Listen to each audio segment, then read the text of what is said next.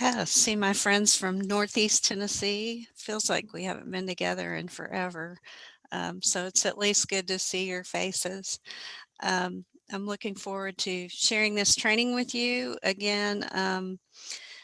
I think we all kind of learn, especially those of us who are leaders, more from our failures than we do our successes. So I'm just going to share with you kind of my perception and my experiences on this topic, and um, we'll have an opportunity for everybody to kind of share any thoughts they have as we go through too.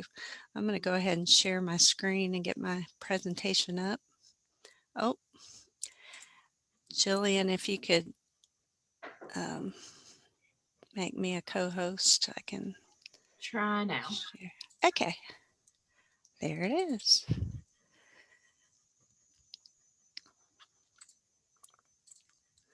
All right. So I was asked to kind of talk about and I titled this Building a Strong Team Through Mutual Respect and Understanding. But really, what I was asked about is talking about hiring people um, with histories that are in recovery from a substance use disorder and or maybe have a mental health condition. So that's kind of the premises of behind this. But I think there's a lot that um, we can all do as leaders and as managers to create a strong team, regardless of someone's background. And so, as we go through this, again, if you all have comments, please jump in. You can unmute, or if you want to type in the chat, whatever you're comfortable with.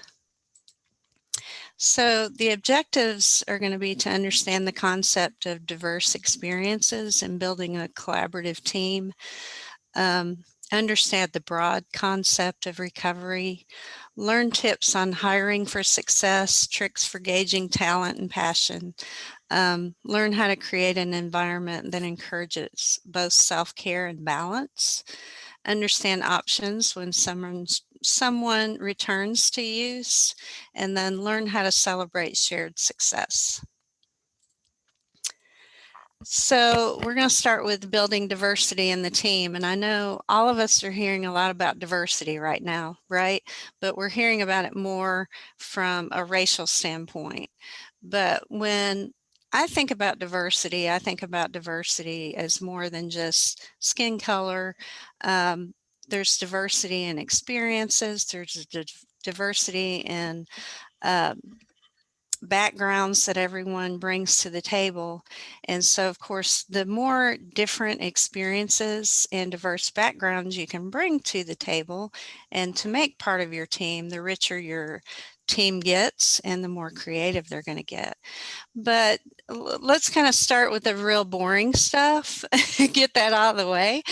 Um, all of us understand employment laws. Those of us who are managers, we do our ADA training, and ADA came into effect in 1990, and the Americans with Disabilities Act.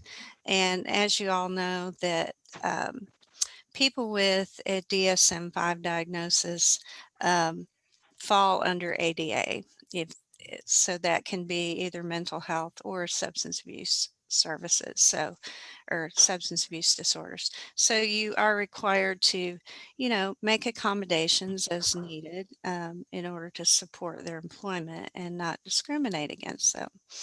So then we have this other law that everyone knows came into effect, that we can probably all on here testify to the fact that we still don't have mental health parity, even though we've had this law since 2008.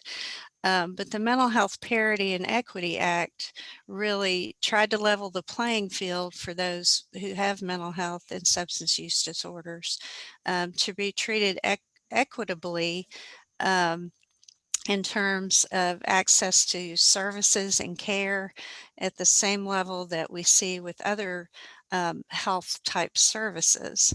And so, as you all know, we have not reached parity yet in this country, but hopefully, as we continue to break down stigma, as we move forward and get people to have a better understanding of both mental health and substance use disorders, we'll be able to see more and more people fall in line with Mental Health Parity and Equity Act. So another thing that's important to do is to make sure that you're reviewing your policies and practices on an annual basis to make sure that you're not creating barriers within your organization um, through your HR policies and procedures. So again, it's just something that you'll want to review on a regular basis and make sure that you're creating an equal playing field for anyone who may apply to and come work for you. So there are, again, benefits to creating a diverse workforce. So again, you bring a variety of different perspectives to the table. And when you do that, normally you see increased creativity within your team, more innovation, faster problem solving, because again, I don't know how you all are, but I know if I get stuck in my own brain, sometimes I cannot get past a certain situation. And so if I bring an idea to a team or I bring a problem to a team of people, a lot of times we'll bounce around ideas and we'll come up with something greater than what any one of us can do on our own. And then again, so that faster problem solving, then we're going to make better decisions too about how we serve our community, the more input we have and the more diverse perspectives. Increased revenue. Again, I think as you build your team, um, you're going to have opportunities to bring in more grant money because again, having those diverse perspectives at the table are going to be able to help you enrich and actually do better work because you're not going to be in your own little silo. You're going to have all of these perspectives to take into account. Higher employee engagement. Again, if you appreciate the diversity of the team and that everybody has something to bring, you're going to see your employees being much more engaged. And then again, if they're engaged and they really like what they're doing and they feel like a valued member of the team, you're going to have less employee turnover. Your organizational reputation is also going to be stronger. Again, if you're hiring people that are happy where they're working, they're your best advocates, as well as your folks on your coalition. And then again, improved hiring results. So the more diversity you bring to the table, again, the more strong your team is going to be overall. So creating a culture of diversity and inclusion, and again, we're kind of talking about substance people in recovery as well as those who may have a mental health diagnosis. So again, creating diversity-friendly policies is really important. So you have to be able to show that you're not discriminating and that you welcome different viewpoints. And a lot of that culture really starts with leadership.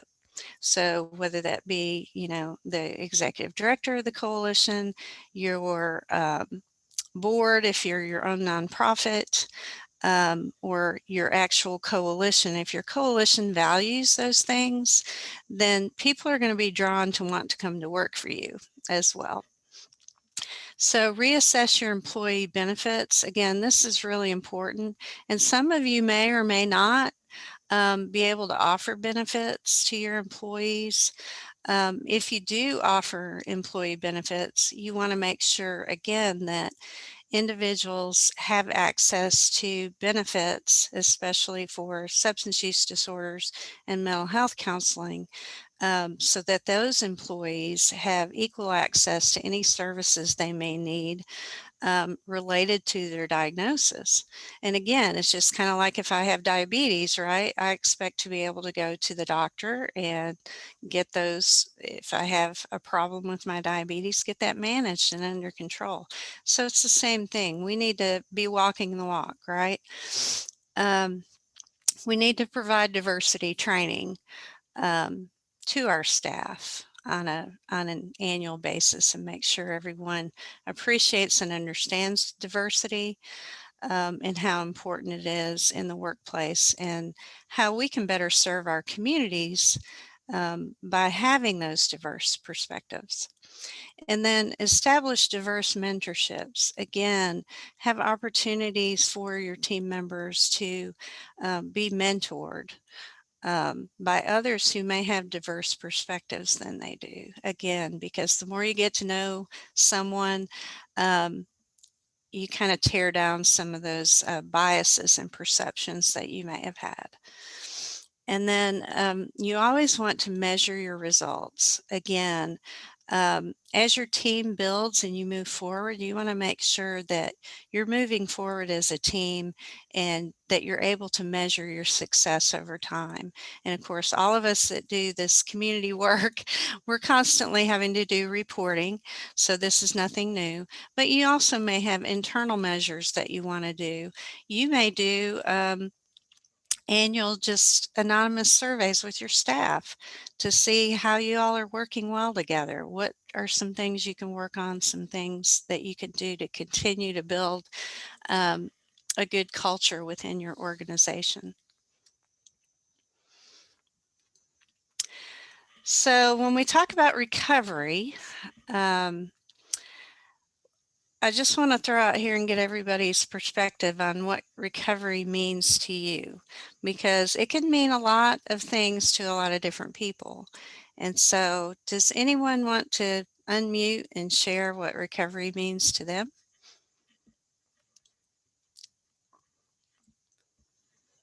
Or you can type in the chat box.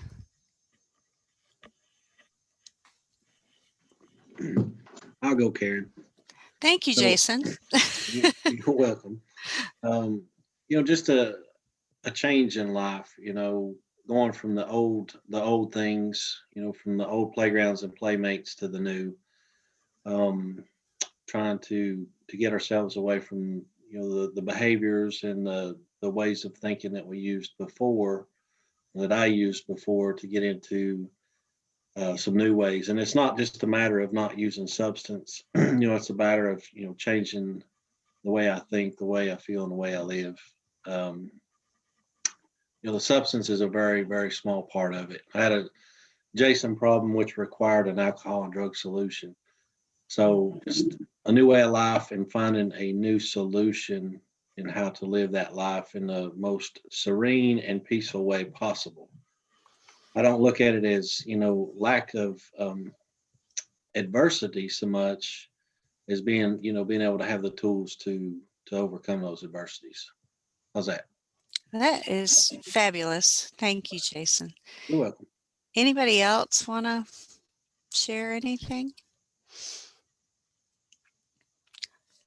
I think Jason really hit the nail on the head, because I tell everybody, um, I think we can all, especially given Jason's definition there, we're all in recovery from something, right?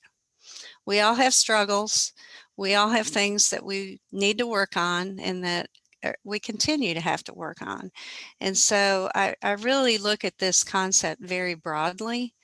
Um, and so I love being around people in recovery from substance use disorders, because they've had to do a lot of hard work to get where they are. And they're so, in many ways, I admire them because they're so much more self-actualized in many cases than those of us who have not had that struggle necessarily in that particular area have had. So I think all of us can relate to, again, having to continue to work on something that may be difficult for us. So in looking at the Webster's definition of recovery, of course, we've got the act, process, or an instance of recovering, especially an economic upturn, as after a depression. And then, of course, they have number 2, the process of combating a disorder, such as alcohol, or a real or perceived problem. And again, you look at that real or perceived problem, we all have those, right? So I think when we talk about, hiring folks in recovery from a substance use disorder or with a mental health diagnosis who are managing their diagnosis, I mean, are they really that different from us? And I think that's what I have learned over the years is just to appreciate where everybody's coming from and the different struggles that we've all had along the pathway, and be able to kind of hold that space for everybody and to be able to share those experiences with each other, which helps build your team. So when you're hiring for success, regardless of what kind of position you're hiring for, you really want to have a well-defined job description and job posting, and then a defined way that you're going to recruit. So again, if you're using, different networks, whatever you're using to try to create as much opportunity for people who are representing diverse populations to know about the positions and to be able to apply for them. So watch out for your own implicit bias. I really I don't like the discrimination thing as much as these trainings I've had that kind of put it in the lens of implicit bias, because we all have our own experiences, right? Those could be good or bad in the past with certain individuals or groups of individuals. And so we all bring our own experiences to the table, right? But it's part of this is just recognizing when something in us is triggered based on those experiences, and to be able to talk ourselves back out of that and go, wait a minute, this person was not part of that experience. So again, it's something that we constantly have to struggle and practice, because it doesn't come naturally to us. I mean, we're part of, again, we are who we are based on our own experiences, and our own experiences are very individualized to us, right? Um, so we all bring all of what we have lived through into our jobs. Carefully plan your interview process. Again, I think you have to decide, there's no right or wrong way to do this, but you have to decide whether or not, you're going to do, how you're going to conduct your interview. Right now with COVID, some of you may have, we've had to hire people um, using Zoom and having Zoom interviews. Whoever would have thought we would have hired using Zoom, right? But unfortunately, during the pandemic, we had to do that. We had several positions we had to fill using a hiring process like Zoom.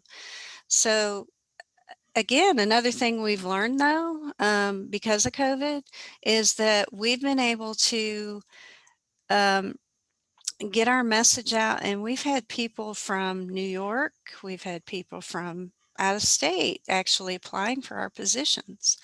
And so again, that brings diversity, more opportunity for diversity by being able to conduct those first interviews via Zoom. So again, Zoom is not always a bad option. So something to think about. Does your job require someone to be in recovery? And again, depending on what position it is, um, like Lifeline, what Jason does, it requires someone to be 2 years in recovery, right? So you specifically, when you're posting that job, you say You're looking for someone with lived experience and who has been in recovery for a minimum of 2 years because that's what's required. So again, you want to look and make sure that you post. And again, our contracts can be kind of tricky sometimes. So you want to make sure you look at your grant contracts and make sure that you're putting in the job description what's going to be required for them to meet the contractual obligations. Develop interview questions carefully. This is something I'm constantly refining. I used to be the kind of person who strictly interviewed based on skills. I wanted somebody with these skills, and if they didn't have these skills, I wouldn't hire them, right?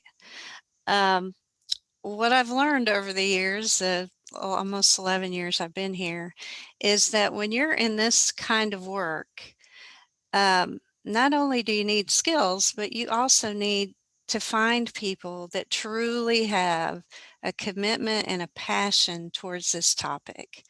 Because all of you on here know this, so I'm preaching to the choir.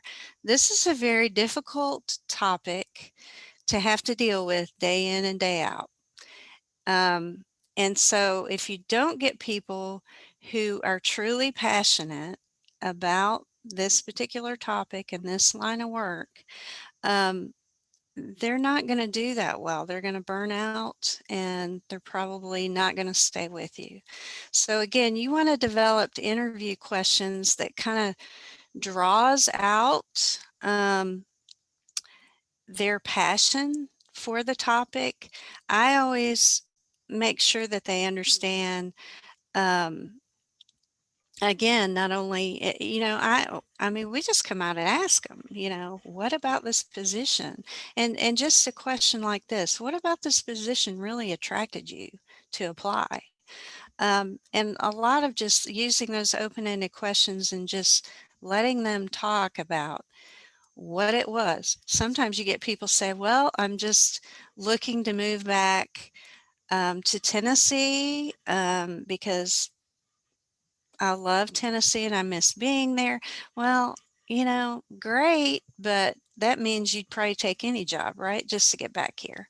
So I really notice those things now and I go, yeah, this other person is like, I love this job just sounds like it is made for me and I'm passionate about substance use and I want to prevent it.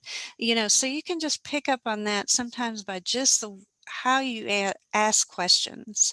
So again, when you're asking someone, when you're posting a job and you're specifically saying in that job description or position that it requires someone to be in recovery, then you have a right to say, share your story with me, right?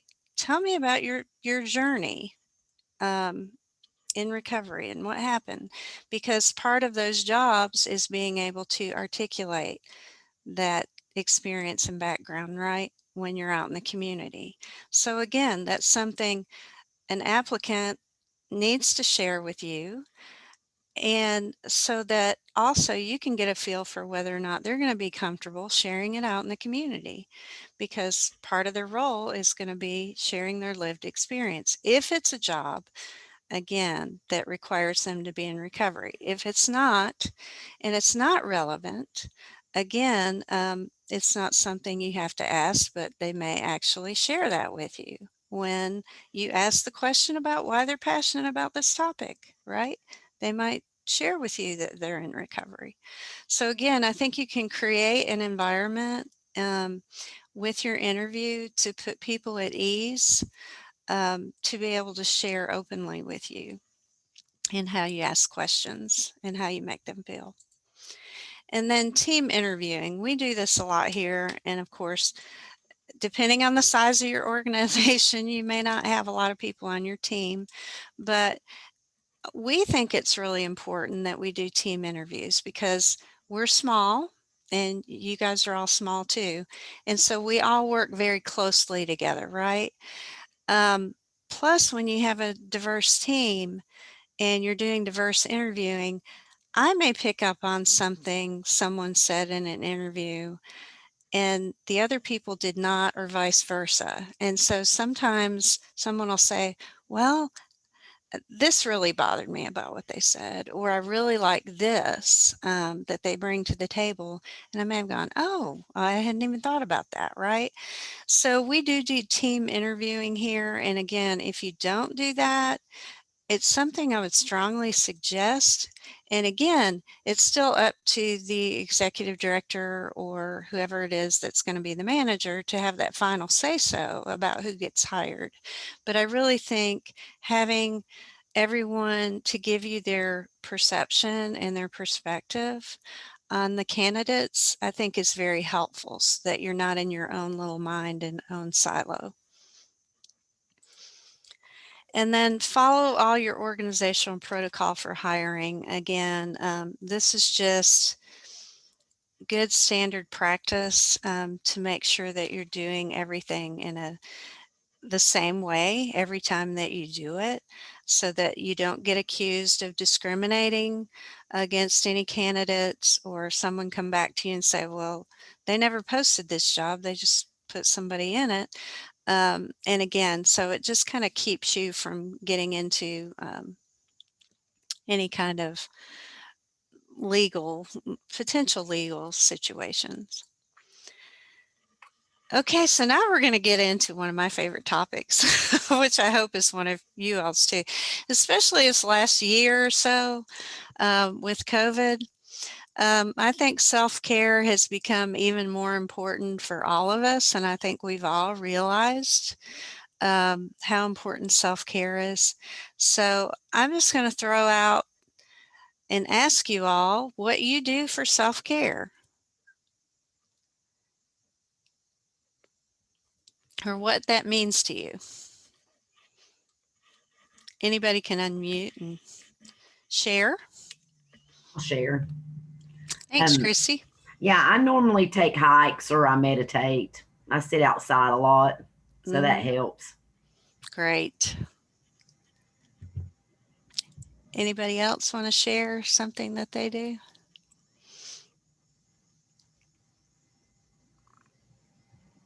Okay, so there's lots of different ways people, can practice self-care. And again, everybody kind of has to find where their happy place is here. So for me, I like to go exercise, and if I don't get my exercise in, I get a little grumpy, and I can feel it, that I've not had that release. And so that's something that really works well for me. I'm also an introvert that has to be an extrovert at work. So I'm one of these that has to have a little down quiet time. And so that's something, when I realize that I'm not getting enough downtime and enough quiet time, again, I can tell I'm much more edgy than I normally am. So I kind of watch for those little triggers in myself to be able to manage that. So it's really important, again, we're all in recovery from something, right? We've already said that. But encouraging self-care and balance, to me, is critically important in the work that we do. And I can tell you, I struggle here. I struggle personally because when you are passionate about your work, sometimes it's hard to step away and balance the demands of the job with taking care of yourself and your family. And so I'm better at preaching than practicing sometimes, but I think it's okay to know that where you struggle and to be able to admit this is hard, and keep working on it. So one of the things when you're talking about working with employees is really getting to know them to the point where you understand what their needs are. So I can pretty much read my folks, and I can tell when they're starting to get to a certain stress level. And there's employees that I've had where we have this little code, right? Not necessarily code, but all they have to say to me is, I got to step away for a minute. I gotta go chill. I've got to go do whatever. And I know what that means, right? And that doesn't mean they're leaving for, days and weeks and that kind of thing. But it's just their way of telling me that, hey, I got to decompress, right? And so I think it's important that you have an open door policy and a communication around that so that employees know when they're hitting a wall or when their stress level has gotten to a certain point, that they're comfortable coming to you and saying, I'm really struggling right now. I really need to leave, or, I need to go walk. I need to, again, that self-care piece, and give them that time and space to do that. And again, you'll get more out of them the more you give. So you actually get more than what you give, if they feel like that you all are caring about them and helping to meet their needs. And then having occasional walking meetings instead of sitting ones. Again, so like Chrissy mentioned, she likes being outside, right? Um, Being outside helps all of us, getting a little sunshine. But just occasionally, when you're having to meet with one of your staff, having walking meetings, instead of always sitting in an office, and just go out and walk and talk, which can put everyone at ease. Lead by healthy example. Again, I tell you that I struggle here on the balance thing. I'm good at the healthy eating and I'm good at the healthy um, exercise and stuff, but not necessarily as good as I should be about balancing life. So create a daily task list. Again, encouraging your employees to really get good at prioritizing their work so that they don't feel overwhelmed. And sometimes you have to teach them these things, initially, especially in our work where you have a lot of people coming at you with a lot of different demands for your time. And so being able to help them sit down and go, okay, what's what's the most important thing? What's the next most important? And how long are these things going to take you to do? And just plan it out that way. Okay, this you can do tomorrow. This you got to do today. Again, can help relieve some stress from people. And it also helps you to make sure that you're creating um, realistic expectations on what you've assigned people, because I think sometimes as managers, we may throw too much at someone because we know they're really good at something, right? We're all guilty of this, right? So and so is really really good at this, so I'm going to throw everything, their way, and then they get overwhelmed. So again, sometimes you have to teach others, and help them develop skills so that you can share the burden a little bit. And then prioritize ergonomics in the workplace. Ergonomics are just, so maybe they don't have a comfortable chair. Maybe they have trouble working in an open office space where people are talking while they're talking, or they're trying to be on a Zoom meeting and other people are talking in the room. This is why I have this on, guys, because I work in an open office environment.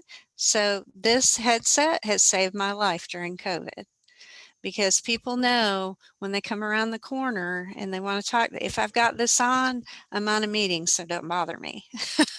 Plus it cuts out the sound, you know, of everything else going on in the room.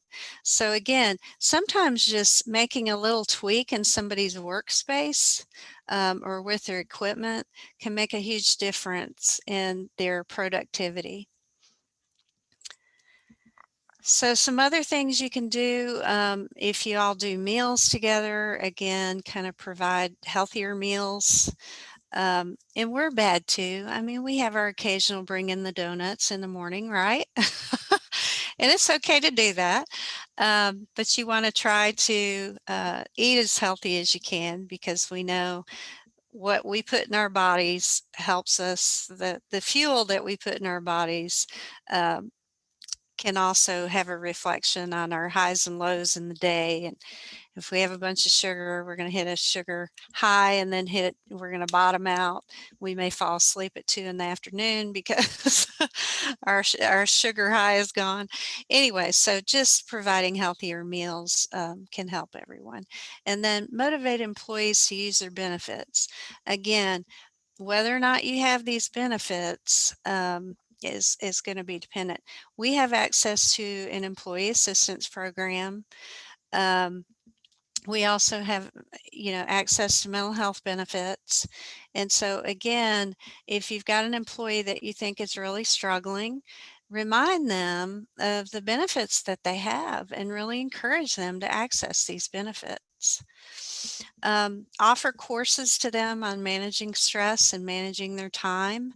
Anything like that. I always tell my staff, if you come across a training that you want to do, just let me know. And so any of those trainings that can really help people with those areas, I think are going to benefit you in the long run, even if it's a full day or a half day training.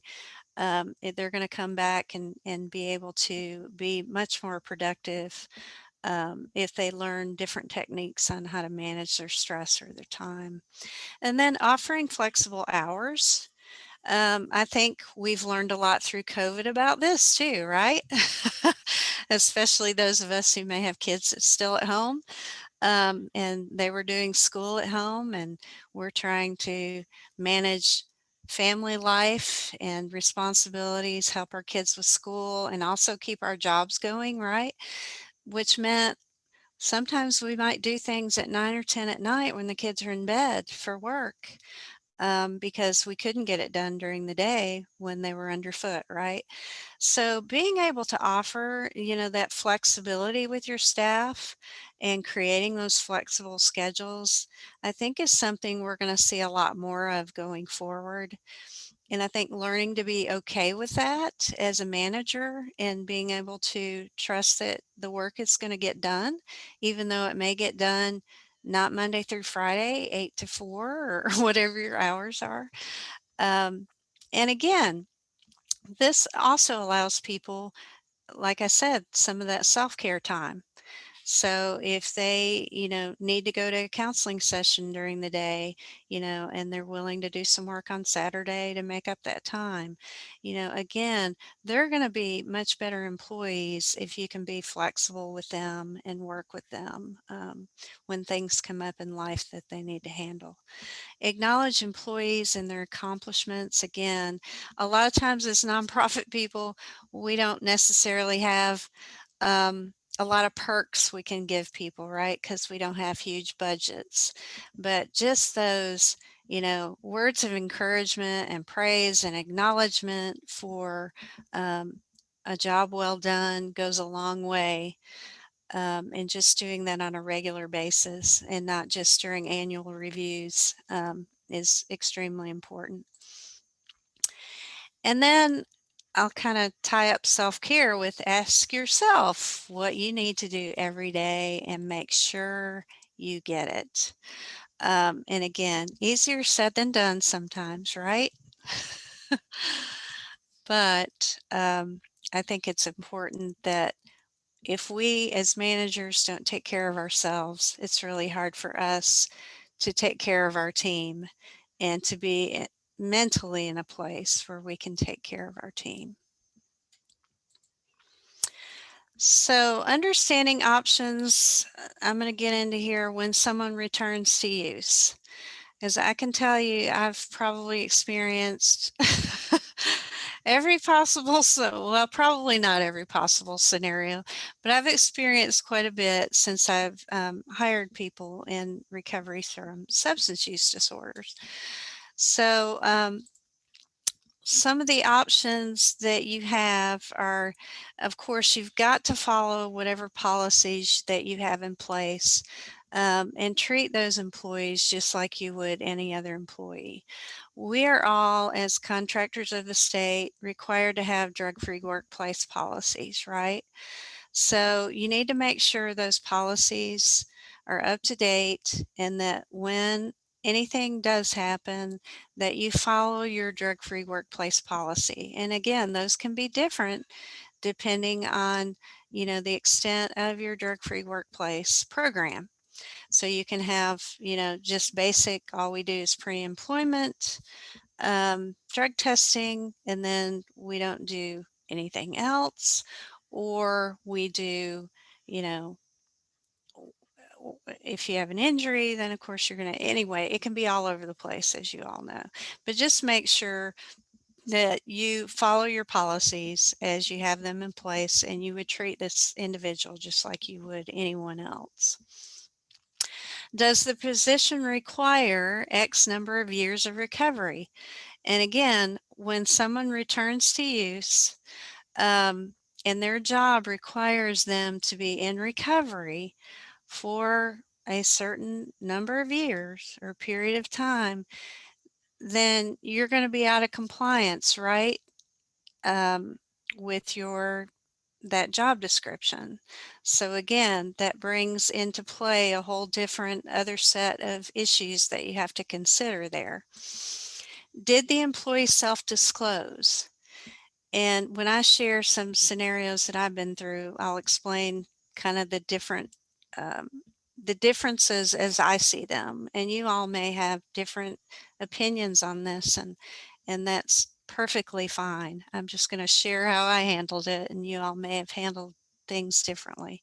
Did the employee self-disclose? So did they come to you and share with you that they had a relapse or that they had a slip? Some of them call it that.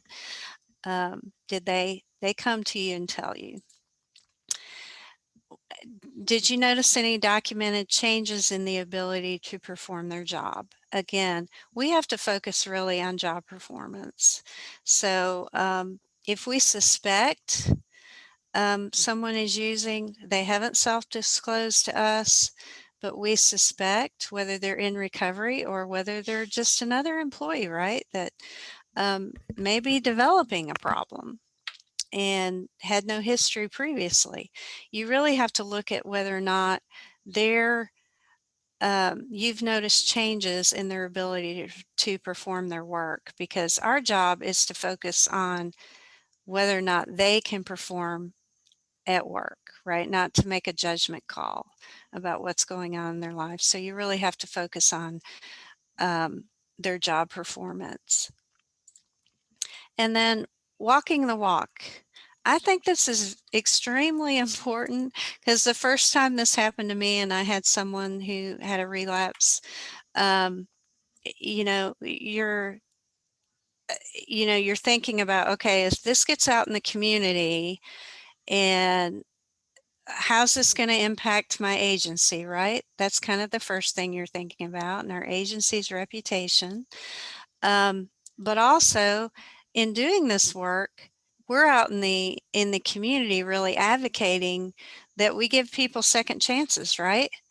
And that we're about people getting back on track and getting, so if we immediately, cut people off at the knees, it's really going to be hard for us in the community to be able to go back out and say, you should give people a chance, you should hire them, you should let them go to drug court, not to jail, all of those things. So I think it's really important in the work that we do that as much as possible, we're able to walk the walk, and be able to do what we would want others to do.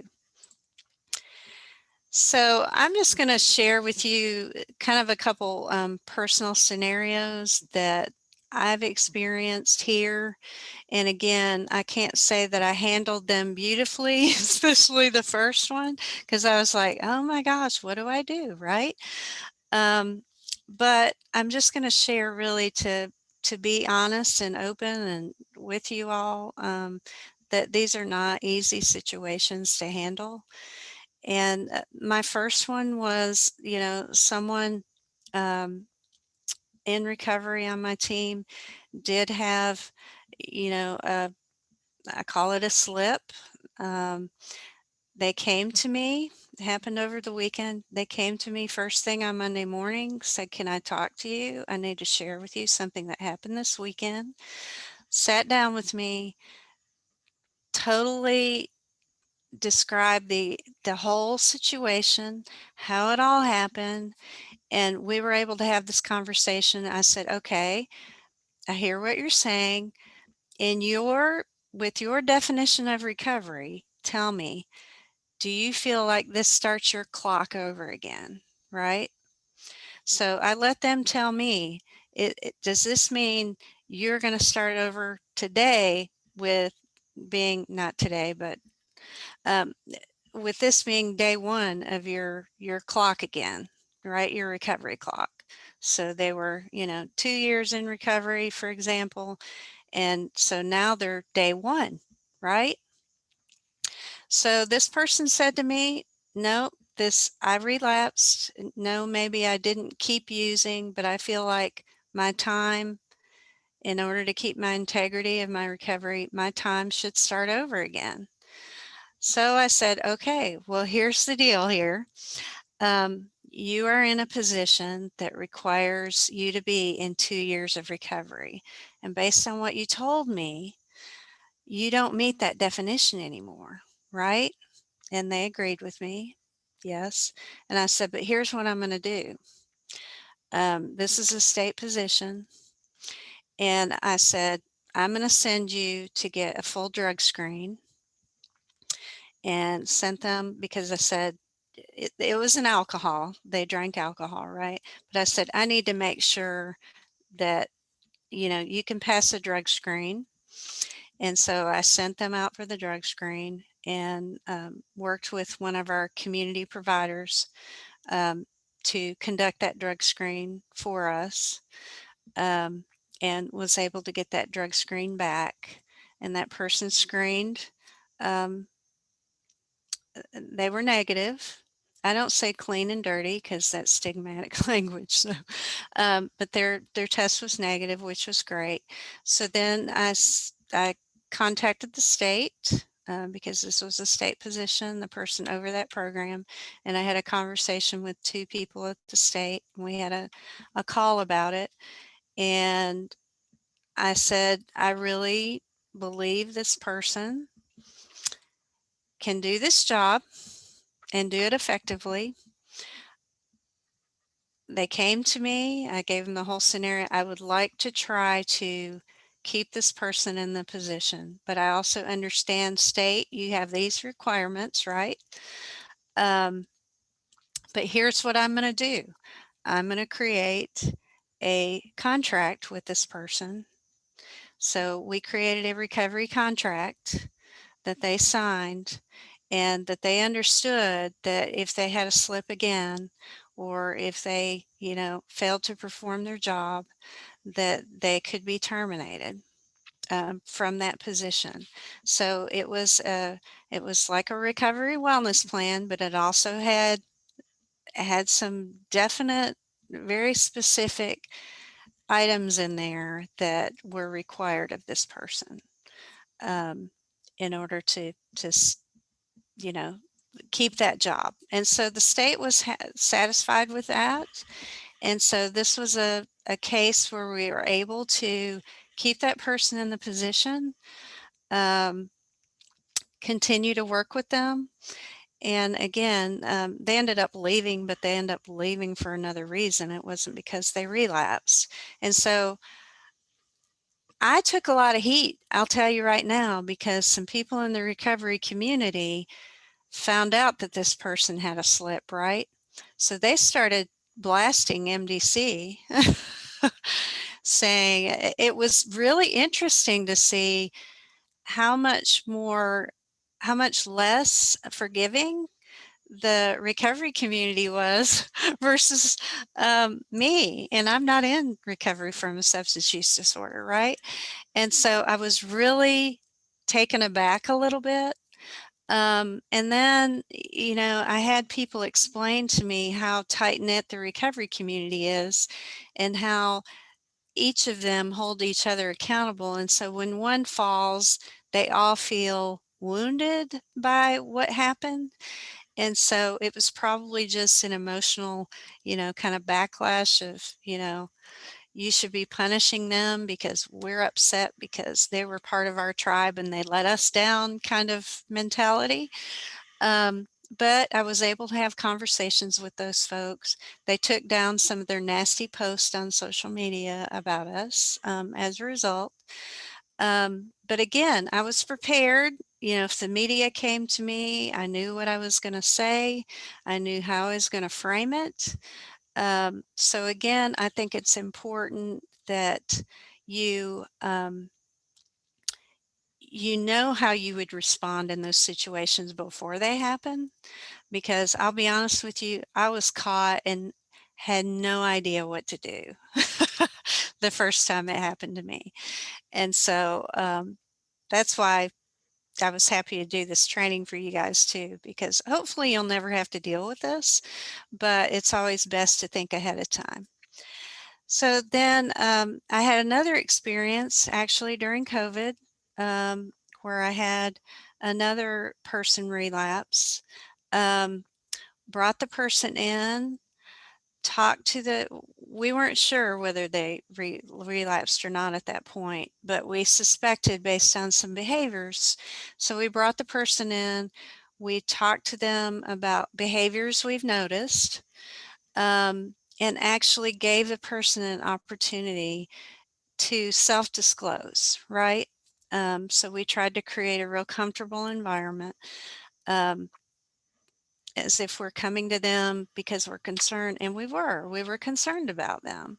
And again, isolation and what COVID did to all of us mentally, you can imagine people who are in recovery and don't have that connection to support groups and stuff probably struggled even more than we did. So we brought them in again, just said, here's the things that we're noticing. Are you okay? What's going on? Is there something we can help you with? Because we know you were so excited about this job, right? We know that you love this organization. We never doubt that. But something's happening here, and we just want to help, and we want to be able to get whatever help it is that you need. And so the person was not honest with us. We tried to work with them, um, and then we found out that um, basically we were lied to. And so then it became a matter of, okay, let's bring him back in. Let's sit down again. We're going to have to confront the behavior at this point, right? Because we gave him an opportunity to self-disclose, didn't self-disclose. We still didn't feel like we had enough information at that point to know whether or not that person had relapsed. And so it was a matter of continue to watch and observe the behavior, right? And then brought them back in and said, this is not getting better. And so we need to know what's going on. And here's what we've been told, but we need you to tell us. So again, did not, so we required a drug test at that point. Said, okay, we just feel like we need to do a drug test. There's just too much that doesn't make sense here, and you're not able to perform your job. So we're gonna do a drug test. So he did fail the drug test. Again, we were very compassionate about all of that and said, we wish you to come to us if you were struggling. And we feel like we failed you because you didn't feel comfortable enough to tell us when we gave you an opportunity. But we want you to get help. And so we were able to help this person get into treatment. Of course, he had benefits, so that meant, he could go wherever he wanted to get the treatment, and was able to do that. Unfortunately, because of that situation and the way it all happened, and the fact that he had two times, really twice, the ability to disclose to us, we felt like we needed to terminate employment because there was a trust broken that we felt like could have been repaired, right, if he'd have disclosed. But again, two occasions, and so we just felt like even if once he got in recovery, if he came back, we would have concerns about whether or not um, we could trust him.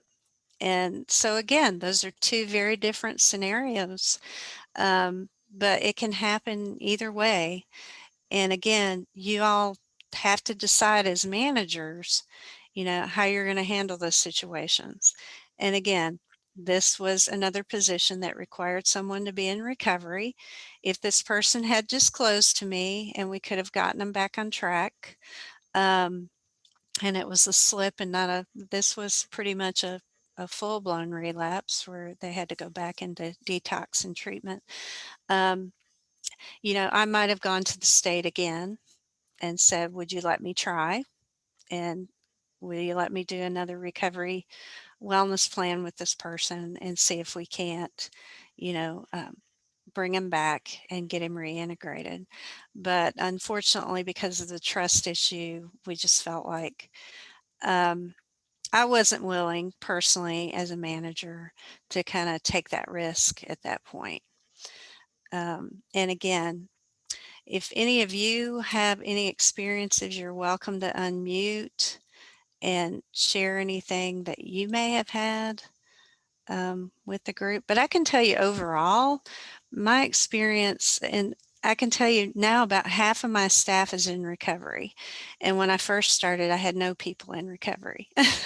And so I can tell you from a diverse standpoint and from experiences I've had now working with folks in recovery, I feel like it's enriched my prevention work so much more by having people in recovery on my team. And their passion and their energy and their experience has just, again, enriched our overall work team. And so I strongly encourage you, even if it's not a position, because I have someone in a prevention position right now. This position, has nothing to do with recovery. It's prevention work, right? But they're in recovery and, doing amazing work. And so, again, I think people who are in recovery and on the other side of this really we all have passion, but they have a whole different perspective on the subject matter than those of us who have not had lived experience. Karen, who pays for the drug screens? We had to pay for those. Yeah. But if you've got Were you the able to first, get grant dollars for that? no, you can't. So that's where you have to use yeah. Well, here's one of the things that I did, Trish, the first time it happened. I actually called a member of my board who worked for a treatment program and worked in a treatment program and got advice from that person, right? And that's when he said, why don't you send him over here? We'll do the drug test for you. That way it kind of takes you out of it. And he didn't charge me for that. Now our pre-employment, we pay for, but he didn't charge me for that. And so those two times where I had those drug tests that were kind of outside the norm of what we do for pre-employment, I just called them, and as a community partner, they offered to do that for me for free. So again, I don't think you have to spend your own resources on this. Those of us who do coalition work, that's the beauty behind all these partnerships that we have, is when you need to tap somebody, you can call them and just say, hey, could you help me with this? And that person also is the one who shared with me kind of a format on how to do that recovery coaching / work wellness plan. And so I got that template from them as well. So again, tap into your resources of experiences that you have within your coalition too, because they can be very, very helpful for you.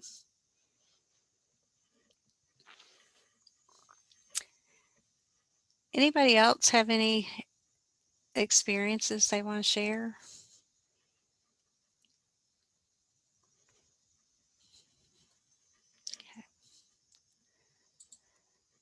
And again, it's important too. So that's the slip part, that we celebrate our shared success, right?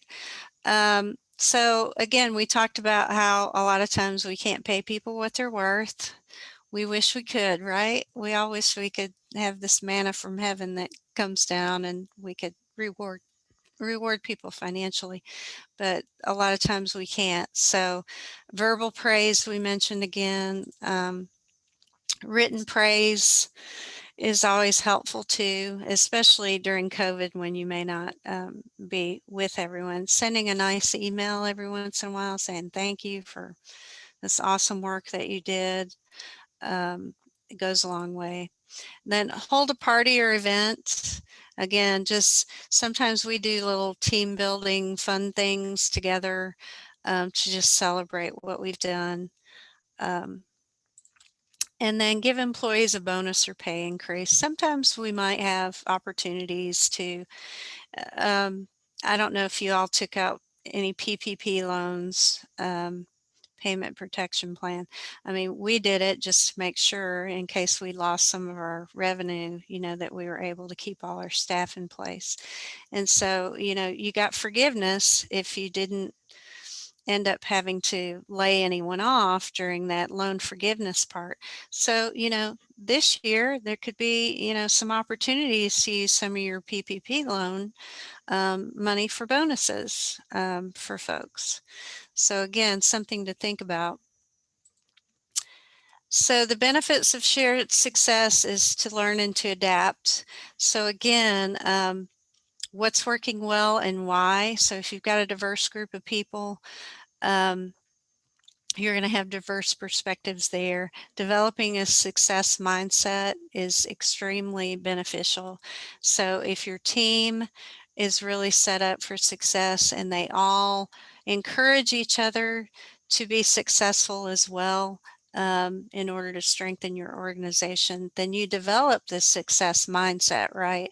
Where everything you do, you say, I'm going to do it really well. And then your motivation goes up. Again, if you have a success mindset, then you're going to be much more motivated.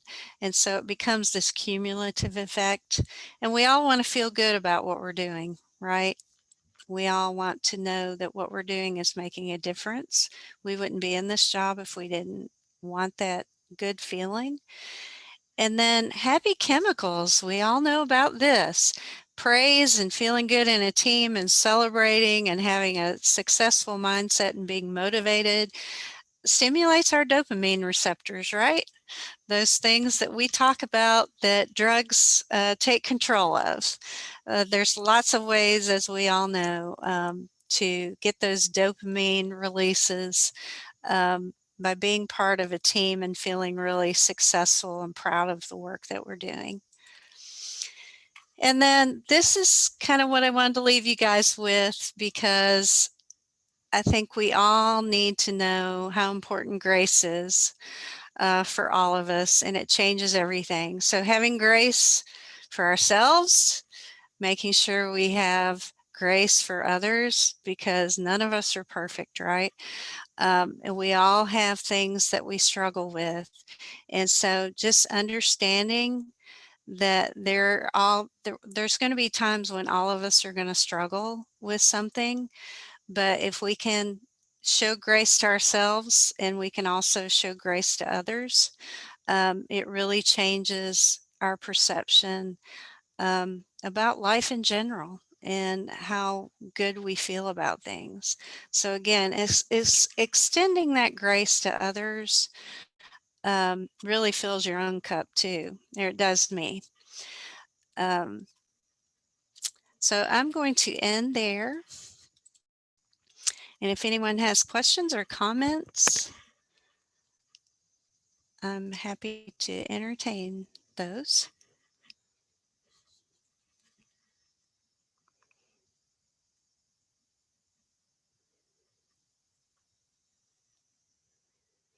Either y'all went to sleep or I didn't teach you anything you didn't already know, and you're going, that was a really boring training, right? Well, I was just going to say, I mean, because we have folks in recovery, and I never really thought about the implications of the, the 2 years in recovery, and so that made me think about, policies. I mean, I guess maybe I did at one point, but yeah. So it certainly gave me something to think about. But although your approach sounds something similar, because whenever we go over that part of when we do orientation, and on what our policies are, and, sometimes to sum it up, because it's a lot of words, but it's just to say that, basically, if you are struggling with something, it is better to come and let me know,